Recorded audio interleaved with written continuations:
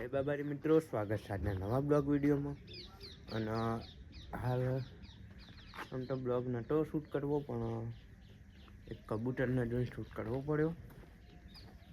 મેલમાના મંદિરનું ઉપરનું લોકેશન. હા, કબૂતર પંખામાં આવી ગયું.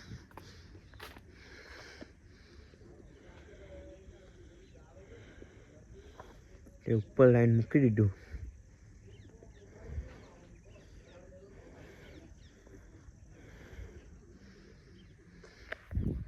મળીએ નેતા જઈને.